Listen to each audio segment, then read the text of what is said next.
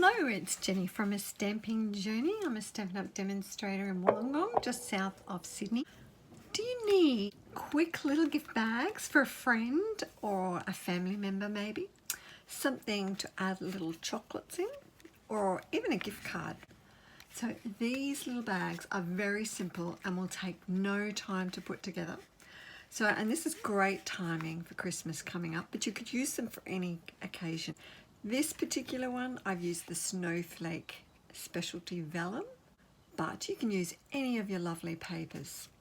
I'm going to share the measurements both in metric and in imperial for you, but also give you some tips in putting it together because that's really important. These bags were inspired by my lovely friend Sam on poodles, and I've just adjusted the measurements a little. Before I get started, if you need any of the products and you're in Australia, just stop on by my store and you can pick some up. It's a great timing at the moment with the clearance rack on and last chance happening, and you can pick up some of the products in there or contact me and I can help you out. So for this little bag, I'm going to use the Storybook Gnomes paper. It's really sweet. I'm going to use this lovely one with the trees on it. So I'll just bring my paper trimmer in. Now, what you need is a piece of 19 centimeters by 13.5 centimeters, or 7.5 by 5 1/4. You're going to score this piece. So on the long side, you're going to score it at 6, at 9, at 15 centimeters and 18 centimeters. Now in imperial, that will be 2 3/8, 3 1/2, 5 7/8, and 7 inches.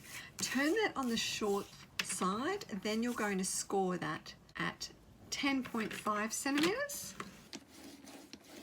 Or 4 1/8 inch. So now we've done all the cutting and scoring. I'll get the trim out of the way. So just give that a fold on the score line. Sometimes with pattern paper it's a bit hard to see. If you find that difficult, just turn it on the reverse side.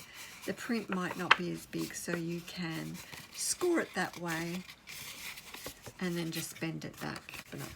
And on that bottom score line, just give that a rub over too. Now, with your scissors, we're going to cut up on these tabs. If you can see them carefully, just cut up to the score line.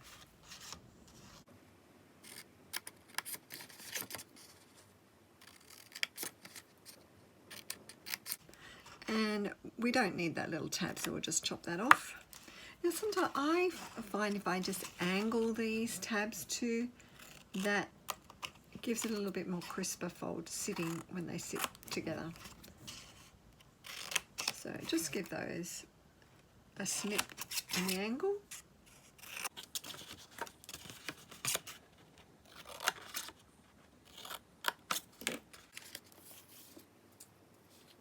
Now, with all that flipping back and forward, I've folded these the wrong way. So we just run it back and fold those the other way.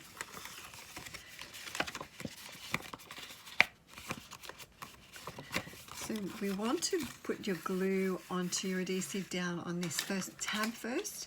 You can use some tape. I'm just using the seal, just running it down there.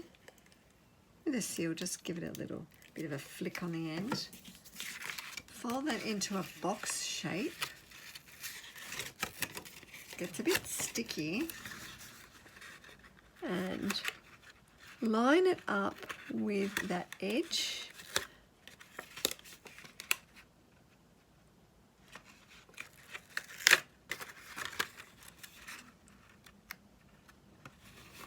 And then you can press that down and fold these in. We're going to, now firstly I work out what's going to be my front. Maybe you have a particular pattern that you'd like, prefer to be at the front. And usually it's actually good to have it on the opposite side of that tab too. So that small tab that we had is at the back. So fold those in. I prefer to have that fold that's on the front folded in last. So we'll just get a little bit more seal on either end of these tabs. Fold those in, back down, and you can add your adhesive then. It is so much quicker using the seal, but of course use whatever you're comfortable. Now you could leave it as that if you've got a taller gift. Excuse my inky fingers. I decided to clean my ink pads and my blocks before doing this. Not a smart idea. I managed to scrub off a lot, but that's just one of the hazards, isn't it? So you could leave it like that. You can just give these sides a little push in, and we're going to fold it in like that. Now you could, if you wanted to, also fold that over and have like a little flap on it, but we're just going to leave it like that. We'll get a hole punch. I've used the Faithful Crocodile. Just find a hole punch that you like. You can mark halfway if you prefer. Right, so now to tie it up. So I actually go from the back of it. So have the back of the box there like that, and you'll just find that the bow will fall better.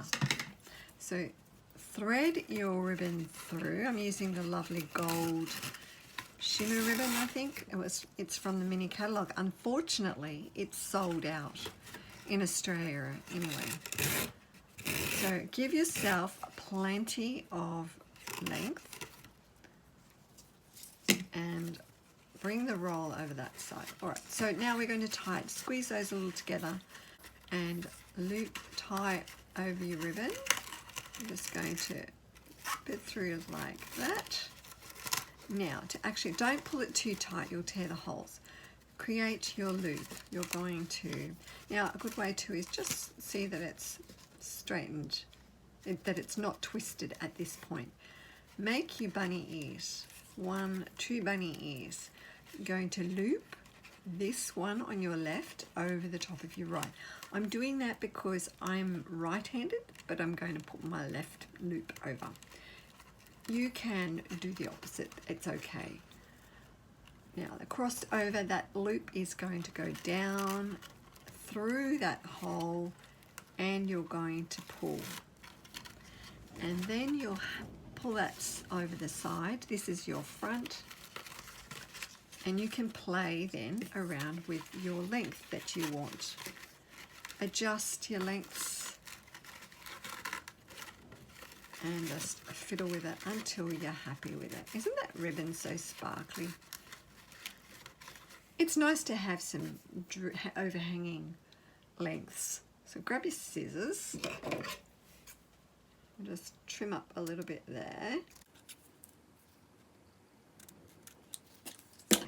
If you find that it's too big, just give it a little adjustment. There's our little box. Now you can add a tag to it. This one we made at our class last week.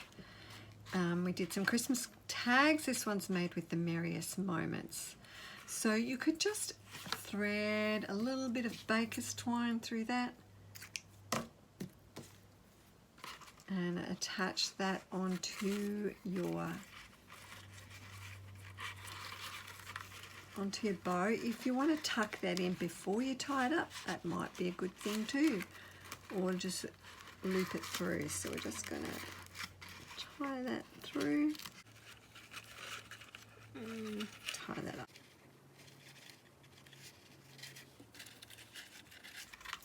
So when you've tied that up, you can just trim up those ends a little bit so they're not going to stick out.